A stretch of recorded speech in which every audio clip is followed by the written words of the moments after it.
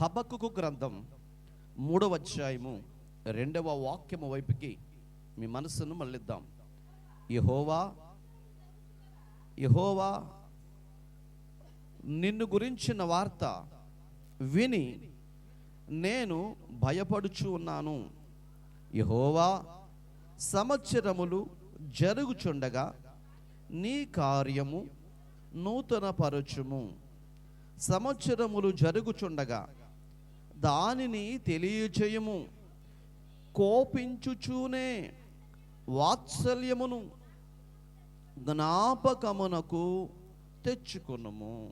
ప్రియ దేవుని బిడ్డలారా, హబక్కుకు గారు తన గుండె లోతులలో ఉన్న మాటను ఇక్కడ ప్రస్తావిస్తూ ఉన్నాడు. లోపల ఉన్న బాధను వ్యక్తపరుస్తున్నాడు. నూతన సంవత్సరములో నూతనమైన మాటని మనం అనుకుంటున్నాము, కానీ అతడు అసలు ఉద్దేశమును బట్టి ఈ మాట రాస్తున్నాడు, దేని గురించి ఈ మాటలు ప్రస్తావించవలసి వచ్చింది అనే దాన్ని కనుక మనం జ్ఞాపకం చేసుకుంటే చాలా ఆశ్చర్యకరమైన సంగతులు మనకి వెలుగులోకి వస్తున్నాయి. ప్రియులారా, ఒక్కొక్కటిగా మనం కొన్ని మాటలు విశ్లేషించి జ్ఞానంతో నేర్చుకుందాం. నీ కార్యములు నూతన పరచుము. దేవుడు తన కార్యాలు ఎవరి పట్ల నూతన పరచాలి, అసలు నూతన పరచబడే కార్యం ఏమిటి? మన మనసు ఎప్పుడు ఆశీర్వాదం వైపు ఉంటుందండి. అంటే నూతన సంవత్సరం రాగానే ప్రజలందరికీ వాగ్దానం కావాలి. ఏ వాగ్దానం కావాలంటే ఆశీర్వాదకరమైన వాగ్దానం అయితేనే. కొంతమంది బైబిల్ చదువుతారు, పొద్దున్నే లేచి ఏం చేస్తారంటే, ప్రభువా ఈరోజు నాతో మాట్లాడండి తండ్రి అని కళ్ళు మూసుకొని ప్రార్థన చేసుకొని బైబిల్ ఓపెన్ చేస్తారు. బైబిల్ ఓపెన్ చేయగానే అందులో ఒక వచనం కనపడుద్ది. ఆ వచనం చూడగానే తూచి ఇది బాగలేదని చెప్పి మళ్ళీ మూసేసి, ప్రభు ఈసారి ఖచ్చితంగా మాట్లాడు ప్రభు, ఇందాక ఆటోమేటిక్ తీసానని చెప్పి ఆ పేజీలకి కాస్త దూరంలో ఏలు పెట్టుకుని గుర్తు పెట్టుకుని తీస్తాం. తీగానే మరలా ఏదో ఒక మాట వస్తే, ప్రభు ఈ 3వసారి ఖచ్చితంగా తీస్తున్నాను అంటే ఎన్నిసార్లు వెతుకుతావంట నువ్వు? ఆశీర్వాదకరమైన వచనం వచ్చేంతవరకు ఎదుగుతూనే ఉంటాం. ఇంకొకటి ఏంటంటే, ఆ వచనాలు కనుక 1 by 1 ప్రభు నిన్ను దీవిస్తాడు, నిన్ను ఆశీర్వదిస్తాడు, నీకు పిల్లలు పుడతారు, ఆ పిల్లలకి పెళ్ళి కూడా జరుగుతుంది అనగానే ఇంకా ఇంకొంచెం చదువుకుంటూ వెళ్ళిపోతాం. అలా కాకుండా నీ పాపములు నాకు భారముగా ఉన్నాయి కాబట్టి నాకు కోపం వస్తుంది, నేను అలా అనుకోనగానే ఒక వచనం చూసి అయ్యో పనికి టైం అయిందే అని బైబిల్ మూవ్ చేస్తాం. ఎంత మాయండి క్రైస్తవ జీవితం. మన చేతుల్లోనే ఒక వస్తువు పట్టుకుని మనం వెళుతూ ఉంటాం. గబక్కని జారిపోగానే సైతానా ఎంత పని చేసావు అన్యం పోనింది లేదండి. పాపం తను రాలేదు ఈ దగ్గరికి, కానీ పిలిచి మనం తను ఏం చేస్తున్నాం? సైతానా ఎంత పని. నీ చేతులలో ఓపిక లేక నీలో ఉన్న నిర్లక్ష్య స్వభావం బట్టి ఇది జారిపోతాం కాదండి. ఆదివారం రాగానే త్వరగా పని చేయాలనుకుంటారు, కానీ చేయరే. ఉదయాన్నే లేచి ఆసక్తి కలిగిన వాళ్ళు ఎంతసేపు పని అండి, కాసేపట్లో పని చేసుకోవచ్చు. బ్రష్ నోట్లో పెట్టుకుని ఈ బజార్ నుంచి ఆ బజార్కి తిరుగుతూ ఉంటారండి. అలా తిరుగుతూ అక్కడక్కడ ముసలమ్మ ముచ్చట్లు పెట్టుకుని ఇంకా అరగంటలో టైం అవుతుంది అనగా ఇంటికి వచ్చి త్వరగా రెడీ అయ్యి లేటుగా నిదానంగా లేటెస్ట్గా ఫ్యాషన్గా వచ్చి కూర్చుంటారు. ఏమ్మా అంటే, ఎక్కడ నాయనా సైతాను ముందుకు పోనీయట్లేదు, నువ్వే పెద్ద సైతాను అయి ప్రతి ఇంటికి తిరిగి వచ్చావు, ఆ సంగతి మర్చిపోయి సైతాను ముందుకు పోనీయట్లేదు అని చెప్తూ ఉంటాం. ప్రియులారా, ప్రతిదీ తీసుకెళ్ళి సాతాను మీద పెడతాం. అది ఎంత మాత్రం కరెక్ట్ కాదండి. నీలో ఆసక్తి ఉంటే, నీలో భారం ఉంటే, నీలో తపనుంటే నువ్వు పరుగులు తీస్తూ ఉంటావండి. కోత కోసం అంతా ఓదుల మీద ఉంది, బాగా మబ్బు పట్టి ఉంది, బ్రష్ నోట్లో పెట్టుకుని తిరుగుతారండి. అటన్నా తిరగరండి. ఓ మాటలో చెప్పాలంటే ఆ షర్టుకు గుండెలు పెట్టుకున్నాడో లేదో కాడో అర్థం కాదండి.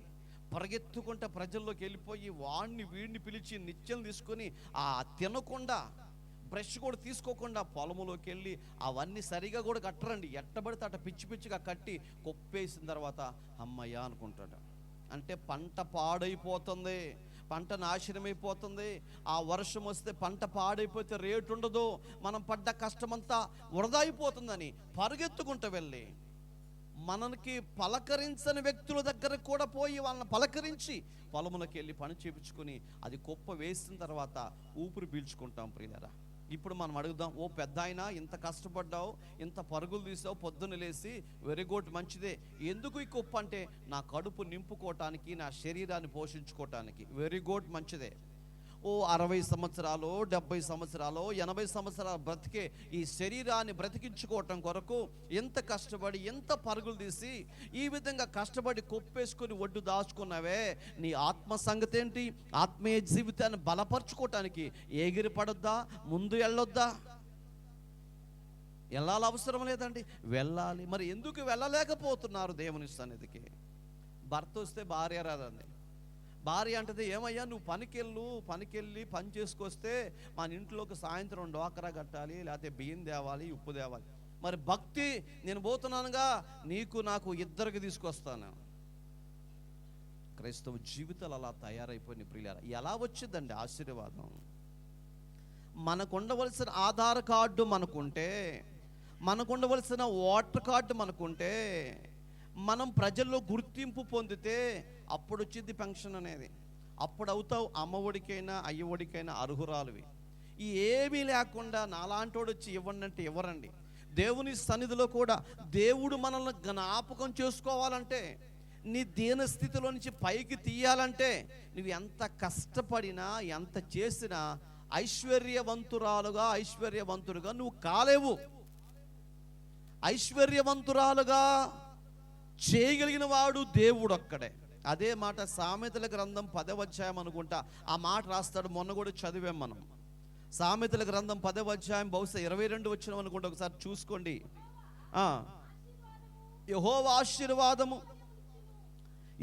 ఆశీర్వాదం మాత్రమే ఐశ్వర్యం ఇచ్చిద్దంటండి. అంటే యెహోవా తలుచుకుంటేనే, యెహోవా నిన్ను జ్ఞాపకం చేసుకుంటేనే, యెహోవా నీకు ఇవ్వాలనుకుంటేనే ఐశ్వర్యం వచ్చింది, ఘనత వచ్చింది. లేకపోతే అక్కడ వాక్యాన్ని చదవండి, తర్వాత మాట, నరుల కష్టము చేత, దేవునికి మహిమ కలుగును గాక, నీ కష్టము చేత నువ్వు పరిగెత్తుకుంటూ వెళ్ళి పని చేయటం వల్ల, ఆ ఊరు ఈ ఊరు వెళ్ళటం వల్ల, రకరకాల పనులు ఒప్పుకోవటం వల్ల, మేస్త్రిగా నువ్వు ఉండడం వల్ల, వ్యాపారం నువ్వు చేయటం వల్ల, బిజినెస్ నువ్వు చేయటం వల్ల, నీ కష్టార్జితము వలన నీవు ధనవంతుడుగా, ఐశ్వర్యవంతుడుగా కాలేవు. సగటున ఒక మనిషి 500 సంపాదించుకుని ఇంటికి వస్తే 500 ఈరోజు ఉన్న పరిస్థితులు బట్టి సరిపోతాయి అంటే సరిపోవండి. ఆ వ్యక్తి వెళ్ళేటువంటి వ్యక్తి ఎలా వెళ్తాడు? ఇదివరకు నడిచి వెళ్ళేవాళ్ళు, తర్వాత సైకిల్ మీద వెళ్ళేవాళ్ళు, ఇప్పుడు ఎలా వెళ్తున్నారండి? పల్సర్ బైక్ మీద వెళ్తున్నారండి. ఆ బైక్ మీద వెళ్ళి కొప్పేసి ఇంటికి వచ్చేదానికి దానికి మ్యాక్సిమం 1 లీటర్ ఆయిల్ పోయాలి. ఈ పన్ను మళ్ళీ చేసే పని ఏంటంటే, ఇక్కడ 2000కి నేను పని ఇస్తానంటే 2000కి మాకు వద్దు, 3000 అయితే చేస్తామని చెప్పి ధీమాగా బండి తీసి ఇంకో ఊరు వెళ్తారండి. అక్కడికి వెళ్ళి 1800కి చేసేస్తారండి. దేవునికి మహిమ కలుగును గాక.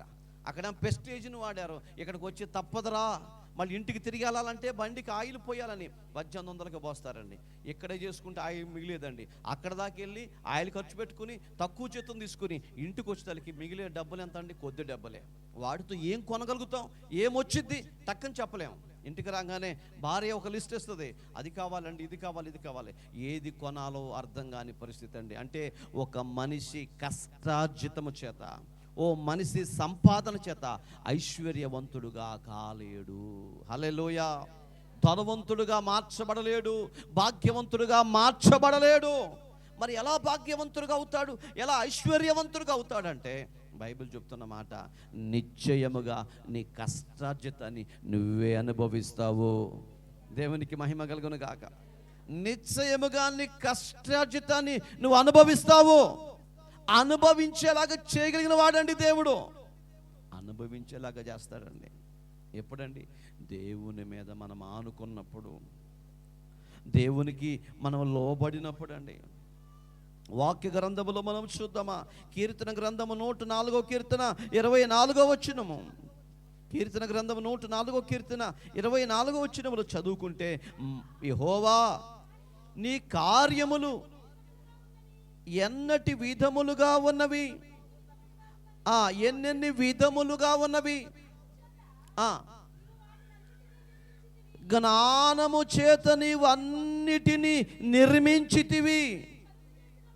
నీవు కలుగజేసిన వాటితో భూమి నిండి ఉన్నది. హల్లెలూయా. దేవుని భక్తుడు అంటున్నాడు, యెహోవా నీ జ్ఞానము ఎంత గొప్పదయ్యా. ఎందుకంటే నీ జ్ఞానము చేత ఎన్ని రకాలుగా భూమి మీద నీ వాటిని నిర్మించావయ్యా. పంచభూతములు దేవుని చేతిలో ఉన్న ఆయుధాలండి. నింగి, నేల, గాలి, నీరు, అగ్ని ఇవన్నీ ఎవరి చేతిలో ఉన్నాయి అనుకుంటున్నారు? పరమ తండ్రి చేతిలో ఉన్నాయి. ఆయన వాటిని నిర్మించాడు. వాటినే కాదండి, సూర్యుడు తన పని తాను చేసుకునేలాగా చేశాడు. ఏం చేస్తాడు ఏ సూర్యుడు? ఈ పగటి కాలమంతా మన దేశంలో ప్రకాశిస్తూ తనకున్న కిరణాలు మన మీదకు పంపిస్తూ తనకున్నటువంటి ఆ కిరణపు శక్తిని మన పంటల మీదకు పంపించి పంటను పండింపజేస్తుంటే మళ్ళీ రాత్రి అయిపోయిన తర్వాత వేరొక దిక్కుకెళ్ళి ఆ ప్రజలకు దేవుడు సహాయం చేస్తున్నాడండి. దేవునికి మహిమ కలుగును గాక. ఒక ఆయన అన్నాడు, అన్న సూర్యుడు పగల వరకే ఉంటాడు, రాత్రి నిద్రపోతాడా అని అడిగాడు. నిద్రపోడండి. సూర్యుడు పగలు రాత్రి అలా ప్రకాశిస్తూ ఉంటే ఆరాటగాళ్ళు అంటారు కొంతమంది. వీళ్ళేం చేస్తారంటే నిద్రపోరండి. నిద్రపోకుండా పగలు రాత్రి పని చేసి, ఇప్పటికే కొంతమంది పగలు డ్యూటీ చేస్తారు, నైట్ డ్యూటీ చేస్తారు. ఎందుకు బాబు అంటే తమకున్న ఆర్థిక ఇబ్బందులను బట్టి, పరిస్థితులను బట్టి మ్యాక్సిమం 3 గంటల దగ్గర నుంచి 4 గంటల వరకు ప్రతి వ్యక్తికి నిద్ర వస్తుంది. ప్రతి వ్యక్తికి 3 to 4 మధ్యలో ప్రతి వ్యక్తి ఎంత నిద్ర కాసినా ఆ టైం నిద్ర టైం అండి, నిద్ర వచ్చేస్తుంది. అందుకని ఆ టైంలో డ్రైవర్లందరూ కూడా 1 గంట ప్రక్కన ఆపుకొని ఆ గంట సేపు నిద్రపోయి తర్వాత మళ్ళీ బయలుదేరతారండి. దేవునికి మహిమ కలుగును గాక.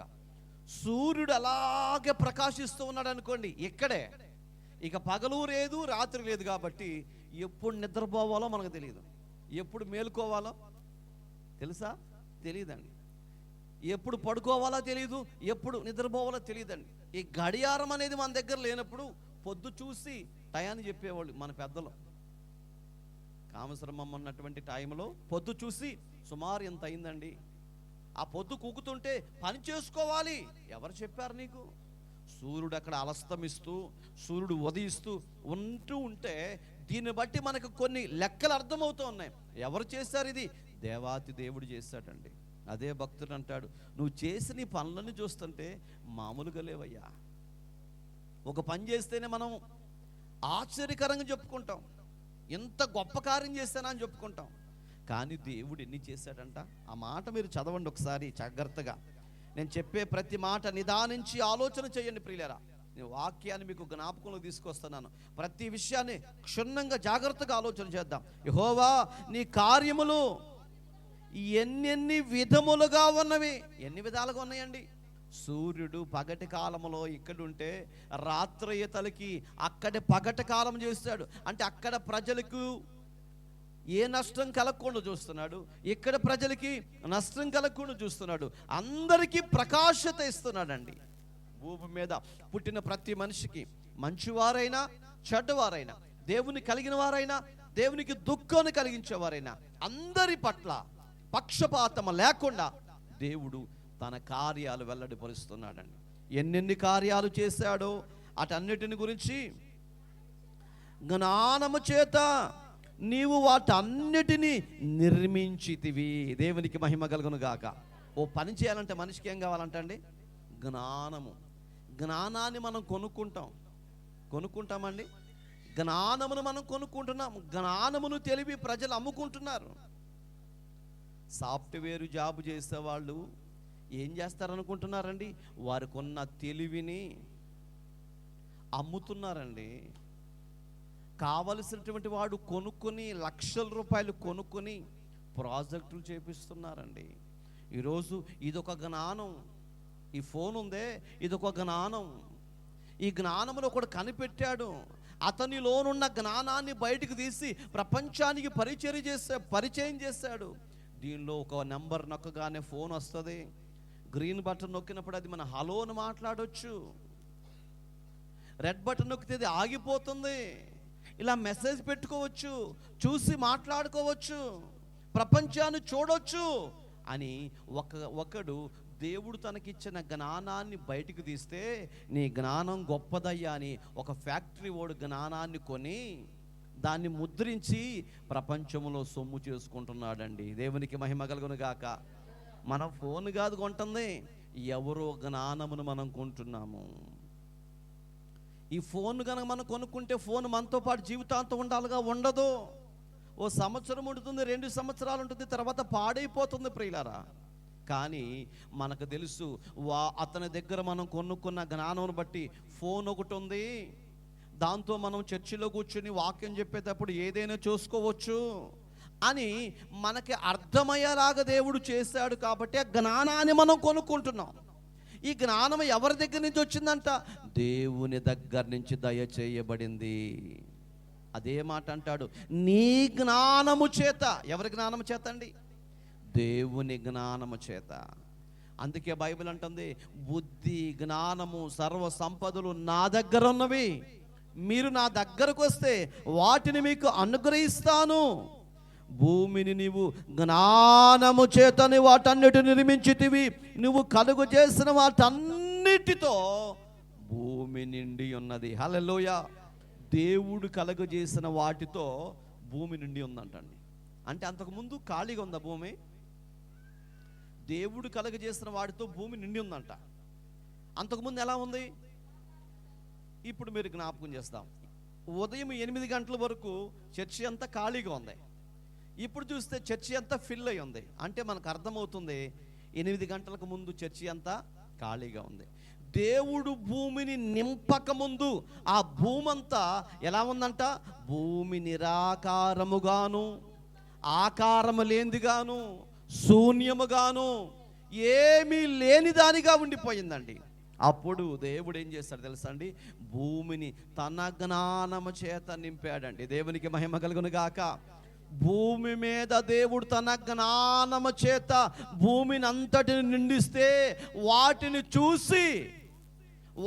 చూసి బావ్ భలే ఉందే, ఇక్కడ సెల్ఫీ దిగుదామని చెప్పి సెల్ఫీలు దిగుతున్నారండి. దేవుడు తన జ్ఞానము చేత పర్వతాలను పెడితే ఆ పర్వతాల మీద నుంచి నీళ్లు పడతాయి అని అక్కడికి వెళ్ళి సెల్ఫీలు దిగుతున్నారు, వీడియోలు దిగుతున్నారండి. ఎన్ని రకరకాలైనటువంటి వృక్షాలు, ఫలాలు, ఫ్లవర్స్, ఇవన్నిటిని దేవుడంట అందముగా తయారు చేశాడండి. ఎంత అందంగా దేవుడు నింపితే, ఒకసారి అతని దగ్గరికి సాతాను వచ్చి అంటదే, చూడు లోకాన్ని చూడు ఎంత అందముగా ఉందో, ఎంత చక్కగా ఉందో. నువ్వు గనక నాకు ఒక్కసారి నమస్కరిస్తే ఇదంతా నేను నీకు ఇచ్చేస్తాను, నాకు సాగిలపడితే మొత్తం నీకు ఇచ్చేస్తాను. అప్పుడు దేవుడు ఏమన్నాడు తెలుసా? సాతానా, ఇది నీ సొత్తు కాదు, నా తండ్రి సొత్తు ఇది. ఆ తండ్రి అయిన పరలోక తండ్రికి తప్ప ప్రపంచంలో ఎవరికి సాగిలపడకూడదని నీకు తెలియదా? Praise the Lord. ఆ మాట అనగానే గోప గుయ్యమందండి. ఒకటే మాట, ఈ సొత్తు అంతా ఎవరిదండి? నా తండ్రిది. నువ్వు నాకివ్వటం ఏంటి? ఇది నా తండ్రిది. నా తండ్రి శూన్యములో సృష్టిని చేశాడు, భూమిని నిర్మించాడు, సమస్తమును సిద్ధపరిచి అది తన ప్రజల కొరకు దాచిపెట్టాడండి. దేవునికి మహిమ కలుగును గాక. కళ్ళ ముందు కనబడే అందాన్ని అనుభవించేలాగా పరమతండ్రి చేస్తూ అదే భూమి కింద బ్రతకటం కోసం దేవుడు దాచిపెట్టాడండి. దేవునికి మహిమ కలుగును గాక. దేవునికి మహిమ కలుగును గాక. హల్లెలూయా, హల్లెలూయా. క్రీస్తునందు ప్రియ దేవుని బిడ్డలారా, మనం జాగ్రత్తగా ఆలోచన చేస్తే వీటన్నిటిని చూస్తుంటే ఎంత ఆనందం అండి. అదే మాట భక్తుడు అంటాడయ్యా, నీ జ్ఞానము చూస్తే మాకు ఆశ్చర్యం కలుగుతుందయ్యా, ఎందుకంటే నువ్వు వీటన్నిటిని కలగ చేస్తావు. 26వ వచనం చదవండి. ఒక్క నిమిషం. 25వ వచనం. ఇదిగో విశాలమైన మహాసముద్రము అందులో లెక్కలేనన్ని జలశరములను, దానిలో ఉన్నవి చిన్నవి పెద్దవి, దేవునికి మహిమ కలుగునుగాక. విశాలమైన ఈ సముద్రం, దీనిని ఎంత చక్కగా నువ్వు నిర్మించావో. భూమి అంతా నీటితో నింపబడి ఉంటే 6 నెలల కలుగునుగా, కానీ ఆ జలాన్ని ప్రక్కకు నెట్టి అందులో నువ్వేం పెట్టావంట? చిన్న చేపలు పెట్టావు, పెద్ద చేపలు పెట్టావు. ఎన్ని పెట్టాడంటండి? ఈ జీవరాశులు లెక్కలేనన్ని చేపలను నువ్వు అక్కడ పెట్టావయ్యా. దేవునికి మహిమ కలుగునుగా. చేపలు ఎన్ని రకాలండి. మనము హార్బర్కి వెళ్ళినప్పుడు విచిత్రమైన చేపలు కనపడుతూ ఉంటాయండి. పెద్ద పెద్ద చేపలు కనపడుతూ ఉంటాయి. కొన్ని చేపలంట మనల్ని మింగేసే చేపలు ఉంటాయి అంటండి. మనల్ని కూడా మింగేస్తాయి అంట అమాంతంగా. మనం గనక దాక్షాకాయని ఎలా నవ్వులేసి తినేస్తామో అలా మనల్ని మింగేసే అంత చేపలు ఉంటాయి అంటండి. ప్రభు దగ్గరికి వెళ్ళి ప్రభుని అడుగుదాం, ప్రభువా ఈ చేపలు ఎవరు తయారు చేశారయ్యా అంటే ఆయన అంటాడు, నేనే పెట్టానయ్యా. దేవునికి మహిమ కలుగునుగాక. నేనే పెట్టానయ్యా. ఏం చేపలు పెట్టావయ్యా? అన్ని రకాల చేపలు పెట్టానయ్యా. ప్రభుని అడుగుదాం, ఒక రకం చాలు కదయ్యా, 2 రకాలు చాలు కదయ్యా. ఎందుకు ఇన్ని పెట్టావంటే మనుషులు తమ అభిప్రాయాలు వేరు. ఒకరికేమో సొరచాప అంటేనే నచ్చింది, మరి కొంతమందికి కొరమేలంటే నచ్చింది, కొంతమందికి వాలిగంటే నచ్చింది, కొంతమందికి జల్లలంటే నచ్చుతాయి. వాళ్ళ బుద్ధులు వాళ్ళ ఆలోచనలు వేరయ్యా. ఇవన్నీ నీకు ముందుగానే తెలుసయ్యా. నాకు అన్నీ తెలుసు. దేవునికి మహిమ కలుగును గాక. ఆ సముద్రంలో దేవుడు చేపలు ఎప్పుడు పెట్టాడంటే, నువ్వు భూమి మీదకి వచ్చిన తర్వాత, మేరక్క భూమి మీదకి వచ్చిన తర్వాత నీ టేస్ట్ ఏంటో తెలుసుకున్న దానిలో పెట్టలా. నువ్వు రాకమునిపే, జగతికి పునాది వేయబడక మునిపే, తల్లి గర్భములో పిండముగా రూపించక మునిపే నీ ఆశ నీ ఆలోచన ఎరిగిన వాడై నీ కొరకు అన్నిటిని సిద్ధపరిచాడండి. హల్లెలూయా. అంటే నీ టేస్ట్ ఏంటో కూడా ఆయనకి తెలుసు అండి. అప్పుడప్పుడు అంటాం, దేవుడు నా కోసం పంపించాడండి దీన్ని. ఎందుకు? నీ టేస్ట్ ఏంటో ఆయనకి తెలుసు కాబట్టి. నీ టేస్ట్ ఏంటని ఆయనకి తెలుసు కాబట్టి. కొంత సందర్భాల్లో అన్న ఇది నీకంటే ఇష్టమని తీసుకొచ్చానండి అంటారు. అంటే మనం అడిగి తెలుసుకుంటే తెలుస్తుందండి. అడిగి తెలిస్తే చాలామంది ఫోన్ చేస్తారన్న మీరు వస్తున్నారు కదా, మరి మీ కొరకు ఏం చేయమంటారు? చికెన్ తెమ్మంటారా, మటన్ తెమ్మంటారా, లేకపోతే పీతలు అలాంటిది తెమ్మంటారా? అడుగుతారా? అడిగితే నాకు ఏమొద్దయ్యా, సాంబార్ ఉండే చాలని చెప్తాను. అడిగితేనే వాళ్ళకి నా గురించి తెలుస్తుందని. నా దేవునికి నన్ను అడగకుండానే అన్నీ తెలుసు. హల్లెలూయా. నా దేవునికి అన్నీ తెలుసు. నేనేం తింటాను అని తెలుసు. నాకు ఏ ఇల్లు కావాలో ఆయన తెలుసు, నాకు ఏ కారు కావాలో ఆయన తెలుసు, ఏ బట్టలు కావాలో ఆయన తెలుసు అండి, ఏ సామాన్లు కావాలో ఆయన తెలుసు అండి, నన్ను భరించే వాళ్ళు ఎవరో ఆయన తెలుసు అండి. మీరు అందరూ భరిస్తారు కాబట్టి మిమ్మల్ని ఇచ్చాడు దేవుడు. దేవునికి మహిమ కలుగును గాక. ఇలా ఎన్ని రకాలుగా ఒక్క వ్యక్తి గురించి తెలుసు అంటే, ప్రపంచములో పుట్టిన ప్రతి వ్యక్తి గురించి నా దేవుడు ఎరుగును. నీ గురించి ఆయన ఎరుగును. అందుకనే సముద్రములో చిన్న చేపలు పెద్ద చేపలు రకరకాల లెక్కలేనన్ని, ఎన్నండి లెక్కలేనన్ని జీవరాశులను దేవుడు పెట్టాడు. ఇలా దేవుడైతే ప్రతి దాన్ని క్రమశిక్షణగా కరెక్ట్గా చేశాడు. మనుషులు కలుగు చేసిన అత్యాశకు మీరి వీరి తలంపులలో నుంచి పుట్టుకొచ్చిన ఆహార పదార్థాలే మనం తింటున్నాయి. అందుకనే వాటి వల్లే మనిషి రోజు రోజు బలహీనుడైపోతాడు. దేవుడు కలగజేసిన ప్రతిది కూడా నిశ్చయముగా ఖచ్చితమైనవి, శ్రేష్టమైనవి. మనుషుడు కలగజేసిన ప్రతి ఆహార పదార్థాలు విషపూరితమైనవి. నాటుకోడి తింటే యాక్టివ్గా ఉంటాం మనం. అదే బాయిలర్ కోడి తింటే మన ఆవిష్యం మనమే కొనుగ తీసుకుంటాం. ఆ నాటుకోడి పెరగాలంటే మ్యాక్సిమం 6 నెలలు పెరగాలి. అదే బాయిలేరు కోడి పెరగాలంటే ఇదివరకు 45 రోజులు టైం ఇచ్చారు. ఇప్పుడు కేవలం 25 రోజుల్లోనే 2 కేజీల నుంచి 3 కేజీల వరకు కోడిని పెంచగలుగుతున్నారు. హల్లెలూయా. ఇది మనుషుడు తన సొంత ఆలోచన చేత నిర్మించుకున్న నిర్మాణం. ఇది అందుకనే మనిషి రోజు రోజు బలహీనమైపోతున్నాడండి. దేవుడిచ్చిన వాటి ప్రకారం కనుక బ్రతికితే మనిషి ఎప్పుడు కూడా మెతుషాల వలె 965 సంవత్సరాలు 69 సంవత్సరాలు బ్రతికేవాళ్ళు నా ప్రాణాలు తీటాకే. కానీ మనుషులు తమ ఆహారాన్ని తామే కల్తీ చేసుకుంటున్నారు, ఆహారాన్ని కల్తీ చేసుకుంటున్నారు, అభిషేకాన్ని కల్తీ చేసుకుంటున్నారు, దేవుని సన్నిధిలో ఆ ఆత్మీయ జీవితాన్ని కూడా కల్తీ చేసుకుని దేవునికి దూరం అయిపోతున్నారు ప్రియులరా. అదే దేవుడు దుఃఖపడిపోతున్నాడండి. ఇదిగో అదిగో విశాలమైన మహాకాశము, అందులో లెక్కలేనని జలరాశులను,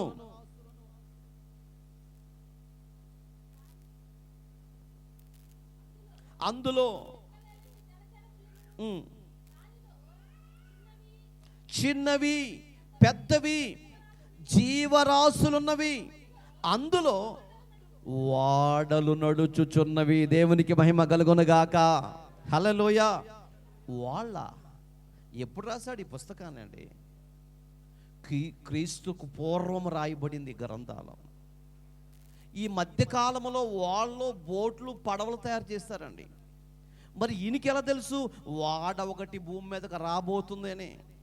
ప్రారంభములోనే నోవాహు చేత చేయించాడండి దేవుడు. దేవునికి మహిమ కలుగునుగాక. నోవాహు ఆలోచన అది అర్థమయ్యేలాగా కొలతలిచ్చి వాడ తయారు చేయించాడు. ఆ వాడలు సముద్రంలోకి రాబోతున్నాయి. దానిలో ప్రజలు ఎక్కి లోపలికి వెళ్ళి చేపలు తెచ్చుకోకపోతున్నారు. ఎంత జ్ఞాని అండి. అందులో వాడలు నడుచుచున్నవి, దానిలో ఆటలాడుటకు నీవు నిర్మించిన మరకములు ఉన్నవి. దేవునికి మహిమలు. ఏమా ఏందయ్యి?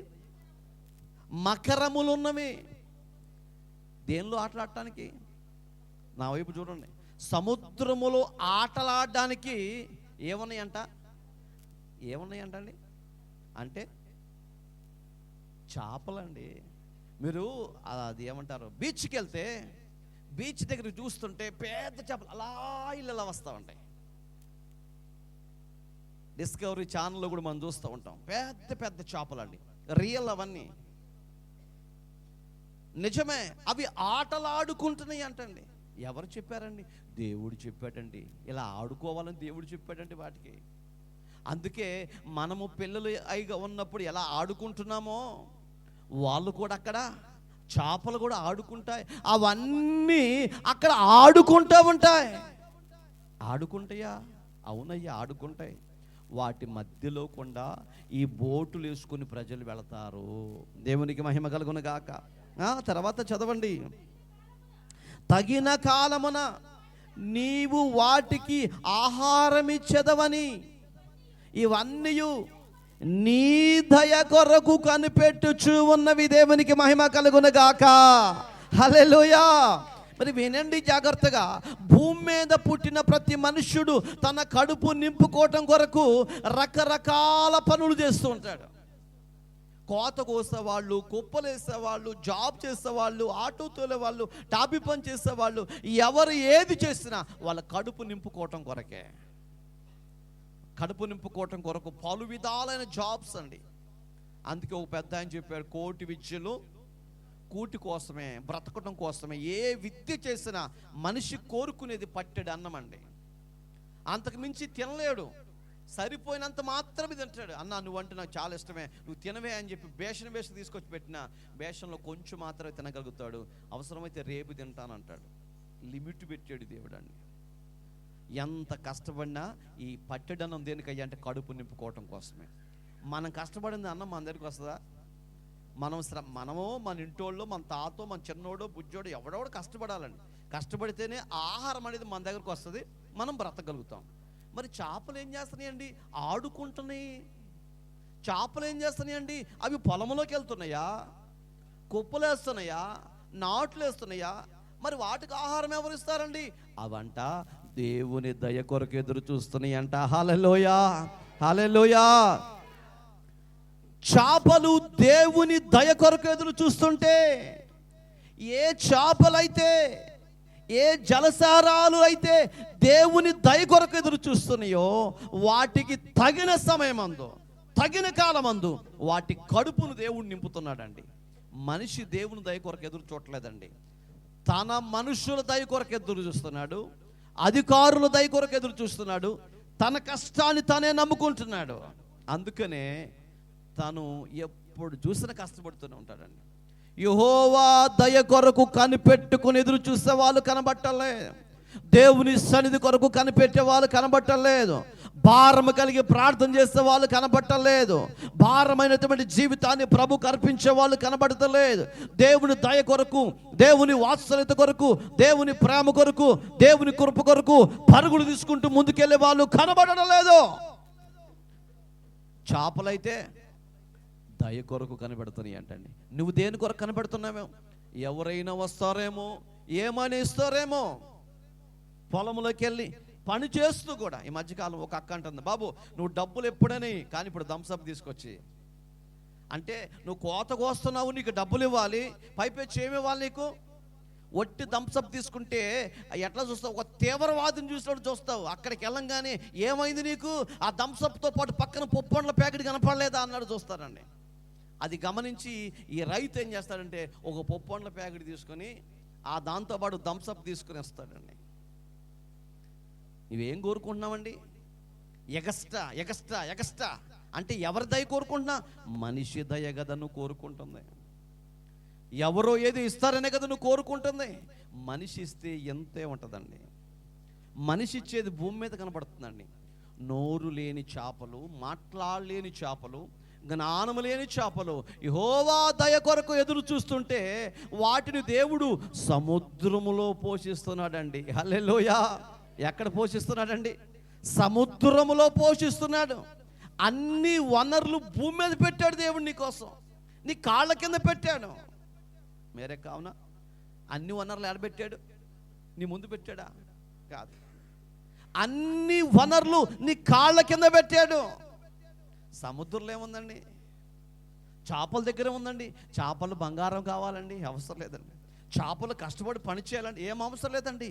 వాటి అన్నీ కూడా యెహోవా దయ కొరకు ఎదురు చూస్తున్నాయి. కాబట్టి యెహోవా దయ కొరకు ఏ వ్యక్తి అయితే ఎదురు చూస్తాడో అతడిని దేవుడే పెంచి పోషించి నడిపించగలిగిన సమర్థత ఆయనకున్నది ప్రియులరా.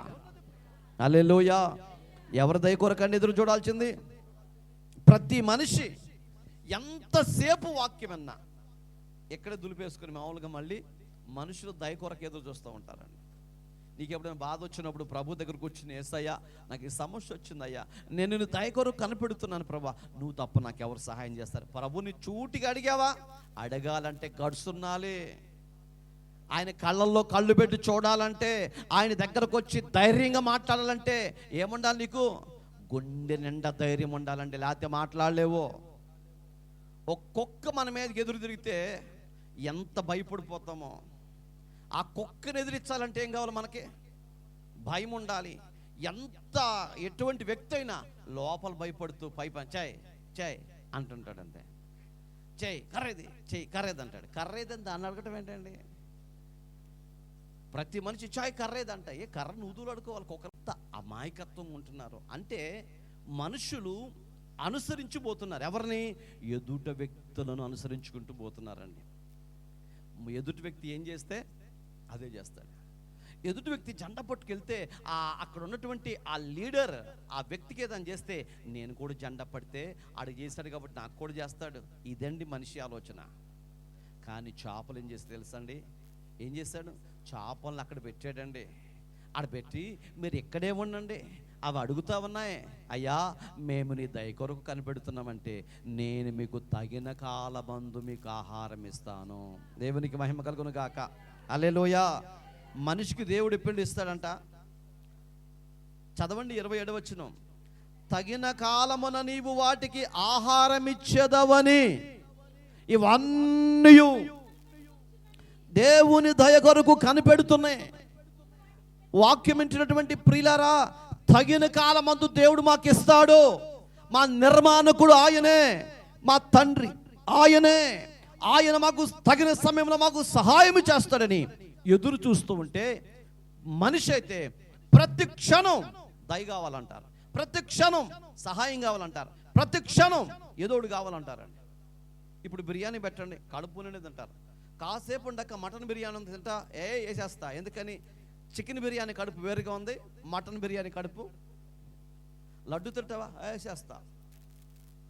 అరటిపండు తింటావా? దాన్ని ఎందుకు ఆపటం? వేసేస్తా. ఒకడు ఆయన బాగా తిని ఓ అరువు మీద పడుకొని తొల్లాడుతూ ఉన్నాడంట, బాగా అటు ఇటు కొట్టుకుంటున్నాడు.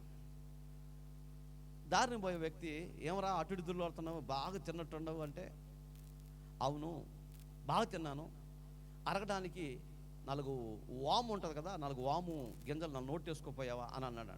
మంచి మాటగా చెప్పింది. ఆయన ఏమన్నాడు తెలుసా? ఆ వాము పరకలు బట్టే ఖాళీ ఉంటే ఇంకో లడ్డు తీసి వచ్చేవాని అన్నాడు. అంటే వాము పరకలు బట్టే అంట ఖాళీ కూడా.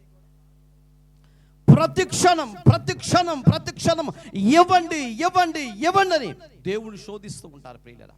కానీ ఇవి అలా కాదండి. దేవుడు తగిన కాలమందు మాకు ఇస్తాడండి. ఎంత నిరీక్షణ అండి చేపలకి. సముద్రములో ఉన్నటువంటి ఆ తెలివి లేని జ్ఞానం లేని వాటికి ఎంత జ్ఞానం అండి. అంత గొప్ప మనస్సు కలిగిన, అంత గొప్ప ఆలోచన కలిగిన వాటిని తీసుకొచ్చి కత్తిపేట పెట్టి కోసి నవిలి నవిలి తినేస్తాం మనం కాదండి. అది చావకపోతే రాయికేసి కొట్టి కొట్టి చెప్తాం. దాని జ్ఞానం ఎంత గొప్పదో చూడండి.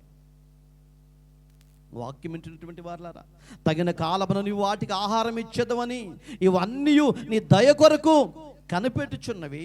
8వ వచనం, 28వ వచనం, నీవు వాటికి పెట్టినది అవి కూర్చుకొనును, నీవు గుప్పిలి విప్పగా అవి మంచి వాటిని తిని తృప్తిపరచబడును. దేవునికి మహిమ కలుగును గాక. ఈ చేపలకున్న గుణం చూడండి ప్రియులారా, ఎంత మంచి గుణం అంటే, నీవు గుప్పిలి విప్పగా, ఆయన గుప్పిలు ఏముంది? మంచి చెడు అన్నీ ఉన్నాయి. దేవుడు పేతురుకు దుప్పటి పంపించాడు ఆకాశం నుంచి. దానిలో ఏమున్నాయంట? కోడి మేక ఉన్నాయా? కాదండి, అన్ని జంతువులు దానిలో ఉన్నాయి. అటన్నిటిని చంపుకు తినమన్నాడండి. వాటిల్లో నచ్చిన వాటినే తీసుకుంటున్నాం, నచ్చని వాటిని ప్రక్కగా నెట్టేస్తున్నాం. ఇక్కడ మనం చూస్తే దేవుడు గుప్పిలి విప్పగా ఈ చేపలు ఏం చేస్తాయి అంట? నీవు వాటికి పెట్టినది అవి కూర్చుకొనును, నీవు గుప్పిలి విప్పగా అవి మంచి వాటిని తిని, మంచి వాటిని తిని మిగతా వాటిని విడిచిపెట్టేస్తున్నాయి. మనమండి మంచి వాటిని తీసుకుంటామా? మంచివి ఎప్పుడు మన జీవితాల్లో కనబడవు. దేవుని వాక్యము శుభప్రదమైంది, దేవుని వాక్యము శ్రేష్టమైంది, దేవుని వాక్యము నడిపించేది, దేవుని వాక్యం పాదములకు దీపం, దేవుని వాక్యము నెమ్మదినిచ్చేది, దేవుని వాక్యము ఆదరణ కలిగించేది. ఈ దేవుని వాక్యం మాత్రం, ఈ మంచి గుణగణాలు మాత్రం మనలో ఉంచుకోమండి. చెడ్డ వాటిని మాత్రమే మన గుండెల్లో పేర్చుకుంటూ ఉంటాం. నిన్నటి దినాన ఆయన ఏం తిట్టాడో, ఈయాటి రోజున ఈవిడేం తిట్టిందో, ఎన్ని మాటలు మాట్లాడారో, ఇవన్నిటిని మన మనసులో పెట్టుకుంటాం. కానీ మంచి వాటిని మాత్రం ప్రక్కకే పెట్టేసుకుంటూ ఉంటాం ప్రియులారా. కానీ బైబిల్ ఏమంటుందంటే, ఆ చేపలకున్న గుణం ఏంటో తెలుసా అండి? మంచి వాటిని తీసుకుంటాయి, అపవిత్రమైన వాటిని ప్రక్కకు, చెప్పండి, అపవిత్రమైన వాటిని ప్రక్కకు నెట్టేస్తాయి ప్రియులారా. ఓ జంతువు ఉంది, ఒక చిన్న ఉడత లాంటిది ఉందండి. దాని పేరు నాకు గుర్తుకు లేదు, కానీ దానికి ఉన్న గుణం ఏంటంటే, ఉడతకి ఎలాగో జుట్టు ఉడుతూ దానికి ఉన్నటువంటి ఆ ప్రత్యేకమైన జుట్టుతో చలికోటు తయారవుతుంది. ఆ చలికోటు చాలా, ఆ ఉడతలు అనుకుంటున్నాం మనం, ఆ చాలా కలిస్తే ఆ చలికోటు తయారయ్యేది. ఆ చలికోటు కొనాలంటే సుమారు కోట్ల రూపాయలు ఖర్చు అవుతుంది. దాన్ని పట్టుకోవటానికి కొంతమంది మేధావులు ఏం చేస్తారంటే, అవి ఆహారానికి ఒక టైం ఉంటుంది, ఆహారం తీసుకునే టైం ఉంటుంది, ఆ టైం ప్రకారం బయటకు వస్తాయి. బయటకు వచ్చిన సందర్భంలో ఆ గూడు దగ్గరికి వెళ్ళి అపవిత్రమైన వాటిని ఆ గూడు దగ్గర పేరుస్తారు. అప్పుడు ఆహారం తీసుకొని తిరిగి వచ్చేటువంటి ఈ జంతువు, లేకపోతే ఈ ఉడత ఆ గూడులోకి వెళ్ళటానికి ఇష్టపడదండి. అపవిత్రమైన వాటి జోలికి వెళ్ళదు అది. అందుకని అది ఎటెల్లాలో అర్థం కాక ఆలోచనలో పడిపోయింది. ఈలోగా వేటగాడు వచ్చి దాన్ని పట్టుకుని దాన్ని చంపి దాని పైన ఉన్నటువంటి ఆ శరీరాన్ని తీసి ఓ చలికూడి తయారు చేస్తారండి. అది కోట్ల రూపాయల ఖర్చు, కోట్ల రూపాయలు అవుతుందండి. పక్షికి ఏమంటుకోదండి, అపవిత్రమైన వాని జోలికి వెళ్ళటం లేదండి. అంటే చేపలకి, పక్షులకి, జలరాశులకి దేవుడు ఎంత జ్ఞానం ఇచ్చాడండి. దేవుడు ఎంత జ్ఞానం ఇచ్చాడండి. కోడి నన్ను మోసం చేసింది అని ఎప్పుడైనా విన్నారా మీరు? పేపర్లో విన్నారా? ఓ కోడే నిలువున తడి కొడుతూ నా గొంతు కోసింది, మనం వినలా. ఒక మేక నేను బాగా స్నేహం చేశాను కానీ నన్ను గుండెల మీద తన్నింది, వినలేదండి. ఏ జంతువు, ఏ జీవరాశులు, ఏ జలరాశులు మనకు భారంగా ఉండవండి. మనకు ఆహుతైపోతాయి, తమ ప్రాణాలు మనకు అర్పించేస్తాయి. ఏది కూడా మనకు భారం కావటం లేదు. మనమే అందరికీ భారం అయిపోతున్నామండి. మన ఇంటి వాళ్ళకి మనం భారమే, అందరికీ భారమైన వ్యక్తులు మనమే ప్రియులారా. కానీ అందరికీ భారమైన దేవుడికి మాత్రం మనం ఎప్పుడు భారంగా అనిపించము. హల్లెలూయా. ఇక్కడ మనం చూస్తే అవి అపవిత్రమైనటువంటి వాటి జోలికి వెళ్లకుండా పరిశుద్ధమైన మంచి వాటిని మాత్రమే భుజిస్తాయి. 29వ వచనం, నీవు ముఖము మరుగు చేసుకొనగా అవి కలతపడును, నీవు వాటి ఊపిరి తీసివేయినప్పుడు అవి ప్రాణములు విడిచి మంటి పాలగుతాయి. ఈ మాట మీరు చూడండి ప్రియులారా.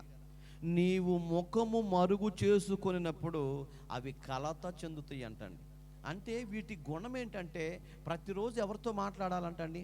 ఆడుకుంటూ పాడుకుంటూ దేవుని స్తుతిస్తూ ఉండాలి. పక్షులు ఉదయాన్నే లేచిన దగ్గర నుంచి పక్షులు, జలరాశులు, జీవరాశులు ఎవరిని స్తుతిస్తున్నాయండి? వాటి భాషలో మా నిర్మాణకుడైన దేవాది దేవుని స్తుతిస్తున్నాయండి, ఘనపరుస్తూ ఉన్నాయి. కానీ మనిషి దేవుని స్తుతించలేకపోతున్నాడు. ఆ పక్షుల కంట దేవుడు తన ముఖాన్ని చూపించకపోతే ఏం చేస్తాయి అంటండి? కలతపడతాయి అంటండి. నువ్వు ప్రార్థనకి వెళ్ళకపోతే అమ్మయ్యా ఈరోజు తప్పించుకున్నానులే అనుకుంటాం మనం. ప్రార్థనకి వెళ్ళకపోయినా, దేవుడు మనతో మాట్లాడినా మాట్లాడకపోయినా, దేవుని వాక్యాన్ని విన్నా వినకపోయినా మనం సమర్థించుకుంటూ పర్వాలేదు అనుకుంటాం, సంతోషపడిపోతూ ఉంటాం. కానీ అవి కలత చెందుతాయి అంటండి. ఆహారం జోలికి వెళ్ళమంటండి, ఆటలాడుకోమంటండి. అక్కడ కూర్చొని అయ్యో దేవుడు మాకెందుకు ఈరోజు కనబడలేడు, ఎందుకు తన ముఖాన్ని చూపించలేదు, దేవుడు ఎందుకు నేను మాట్లాడలేకపోయానని అవి కలత చెందుతాయి అంటండి. వాటికున్న జ్ఞానము మనకి లేకపోయిందండి. కలత చెందుతాయి అంటండి, బాధపడతాయి అంటండి. అవంటని అయ్యా నీవు మాలో ఉన్న ఊపిరి తీసేస్తే మట్టిలో కొలిచిపోతాం. హల్లెలూయా. ఊపిరిచ్చిన వాడువు నీవే, అది కాస్త తీసేస్తే మట్టిలో కలిసిపోతామయ్యా. ఎంత పరిజ్ఞానం అండి, ఎంత గొప్ప జ్ఞానం అండి, ఎంత మంచి జ్ఞానం అండి. 30వ వచనం చివరిగా చదువుదాం. నీవు ఊపిరి విడవగా అవి సృజింపబడును, అట్లు నీవు భూతలమును నూతన పరుచుచున్నావు. నీవు ఊపిరి విడిచినప్పుడు అవన్నీ కలిగినాయి. ఏవన్నీ కలిగినాయి? భూమి మీద ఉన్న ప్రతిది కూడా ఆయన ఊపిరిలోంచి పుట్టుకొచ్చినాయి అంటండి. మాట్లాడేటప్పుడు ఈ గాలి బయటికి లోపలికి వెళ్తూ ఉంటుంది, అవునండి? మనం మాట్లాడేటప్పుడు అవును. యేసయ్య సూర్యుడు కలుగును గాక, చంద్రుడు కలుగును గాక, సముద్రము దానిలో ఉన్న జలరాశులు, జీవరాశులు కలుగును గాక అంటున్నప్పుడు ఆయన నుంచి ఏమొస్తుంది బయటికి? ఊపిరి. ఆయన ఊపిరి విడవగా, శ్వాస విడువగా ఇవన్నీ నిర్మాణమైపోయినాయి అంటండి. దేవునికి మహిమ కలుగును గాక. నిర్మాణం అవుతాం కాదండి, ఈ భూమి అంతా నిండిపోయింది వాటన్నిటితో. దేవుని జ్ఞానము చేత, దేవుని ఊపిరి చేత ఇవన్నీ నిండిపోయినాయండి. వాటిని నువ్వు అనుభవిస్తున్నావు. నువ్వు ఊపిరి విడిస్తే ఏదన్నా పుట్టిద్దా? నీవు ఊపిరి విడిస్తే ఏదన్నా కలిగిద్దా భూమి మీద? నీవు ఊపిరి ఎడడం మొదలు పెడితే బయటోడిని, ఎదుటోడిని, ఇంటోడిని, బయటోడు మొత్తం తిడతమే తప్ప ఏముండదండి. అంటే నువ్వు ఊపిరి విడిస్తే వినాశనం తప్ప ఏమి లేదండి. దేవుడు ఊపిరి విడిస్తే ప్రకృతి అంతా కలిగిందండి, సమాజము సృష్టింపబడిందండి, వనరులు సృష్టింపబడ్డాయి. మనం బ్రతకడానికి ఏది కావాలో ఆయన ఊపిరిలో నుంచి పుట్టుకొచ్చాయి. దేవునికి మహిమ కలుగును గాక. అంటే నీ లోపల ఉన్న ప్రాణం ఆయన ఊపిరే, నువ్వు తింటున్న ప్రతిదీ కూడా ఆయనవే, నువ్వు నిలబడిన నేల ఆయనదే, నువ్వు కూర్చున్న స్థలం ఆయనదే, నువ్వు అనుభవిస్తున్నటువంటి ప్రతిదీ కూడా ఆయన ఊపిరి నుంచి పుట్టుకొచ్చాయి. అంటే నీకంటూ ఏమీ భూమి మీద లేదండి. మనదంటూ భూమి మీద ఏది లేదు. మనము శూన్యమే, ఏమీ లేని వారమే. అందుకనే ఏమీ లేని ఇస్రాకు ఏం చేసిద్దంటండి? ఏమి లేని ఇస్రాకు ఏం చేసిద్దండి? ఎగిరిపడిద్ది. అందుకే మనం ఎగిరిపడుతున్నాం. అన్ని ఉన్న ఇస్రాకు ఏం చేస్తుందండి? అందుకే పరలోకపు తండ్రి సింహాసనం మీద అణిగి మణిగి నీ కొరకు చూస్తున్నాడండి. మనకంటూ ఏమైనా ఉందా? నా తండ్రివే. ఆయన ఊపిరిలోంచి పుట్టుకొచ్చిన వాటిని మనం తింటున్నాం. ఆయన ఊపిరిలోంచి వచ్చిన వాటిని మనం అనుభవిస్తున్నాం, కడుపు నింపుకుంటున్నాం. తిరిగి ఆయనకు కృతజ్ఞత చెప్పలేకపోతున్నాం. కానీ ఇక్కడ ఉన్నటువంటి జంతువులు, చేపలు, పక్షులు ఇవన్నీ కూడా ఆయన ముఖాన్ని చూడకపోతే, ఆయనతో మాట్లాడకపోతే చిన్నబుచ్చుకుంటాయంట తమ ముఖాన్ని. అయ్యో, ఆ పరమ తండ్రితో నేను మాట్లాడలేకపోయానని చెప్పి వాటికి అవే బాధపడుతున్నాయి అంటండి, కలత చెందుతున్నాయి అంట. కలత చెందుతాం అంటే దిగులు పడిపోతున్నాయి అండి.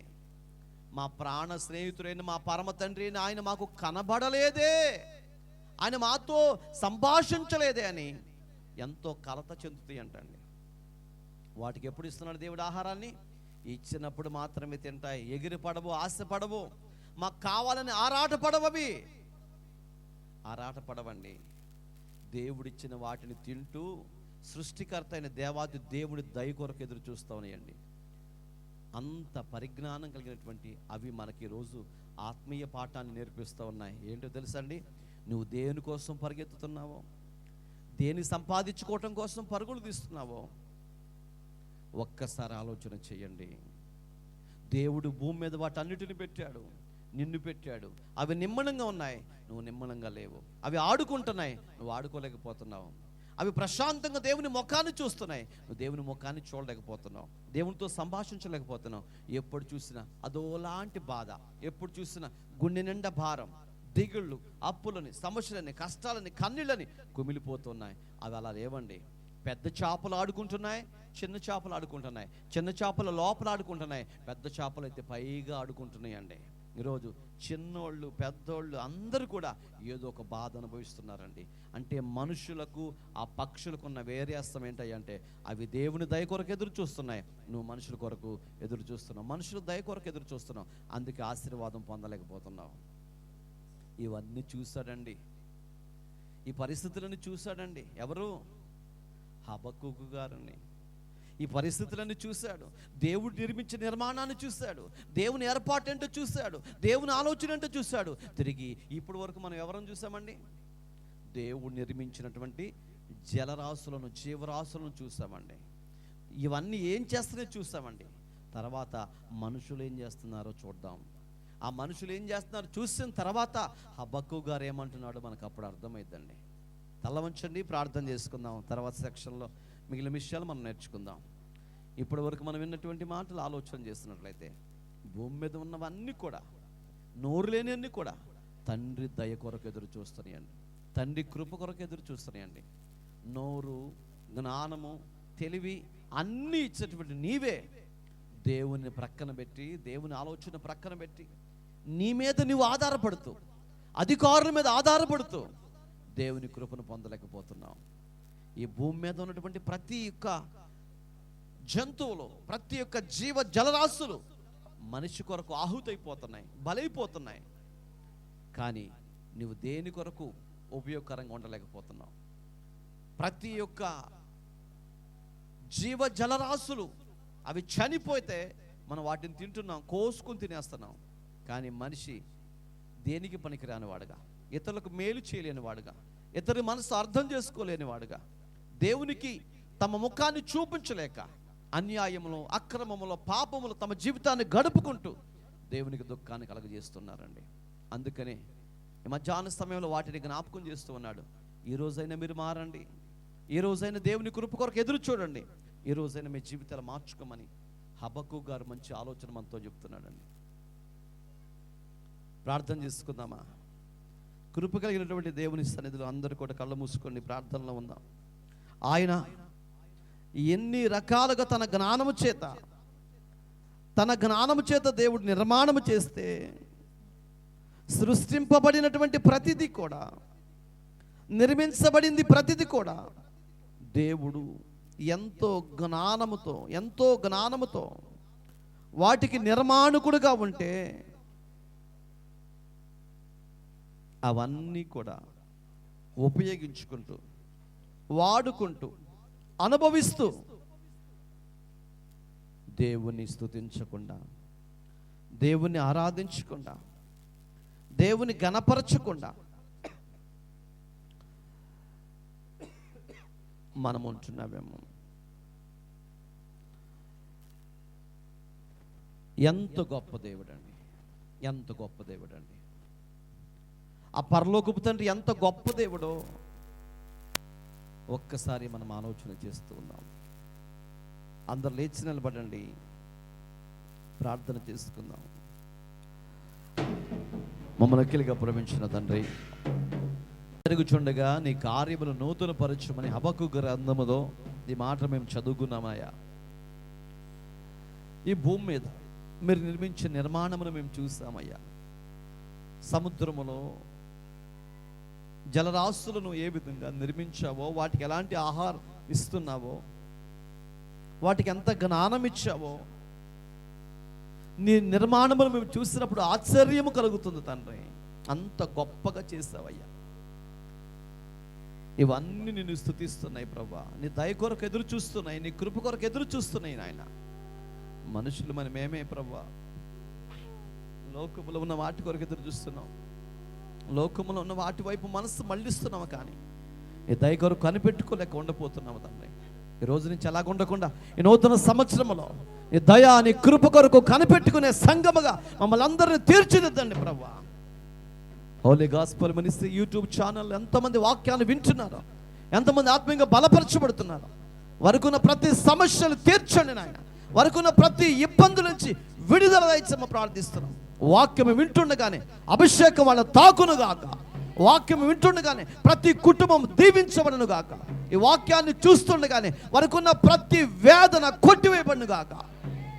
ఎంతమంది బాధ సమస్యలు అనుభవిస్తున్నారు, వారి సమస్యలు అన్నిటి నుంచి విడుదల దయచేయండి. Holy gospel ministry YouTube channel ప్రతి వ్యక్తి, ప్రతి కుటుంబాన్ని మీరు ఆశీర్వదించమని ప్రార్థిస్తున్నాం తండ్రి. ప్రతి ఒక్కరిని దీవించండి. ఎంతోమంది ప్రార్థన అవసరత కోరుకుంటున్నారు నాయన, ఫోన్ చేస్తున్నారు, మాట్లాడుతున్నారు నాయన. ఎంతమంది కొరకు ప్రార్థన చేస్తున్నాము, వారందరి అవసరతలు తీర్చబడును గాక. వారందరికీ విడుదల స్వస్థత కలుగును గాక. సహాయం ఇచ్చి మేము ప్రార్థిస్తుంటున్నాం తండ్రి. అందరి జీవితాలు మేలు చేయమని యేసయ్య నామములో ఈ మనవులన్నీ అడిగి వేడుకుంటూ ప్రార్థిస్తుంటున్నాము తండ్రి. ఆమేన్.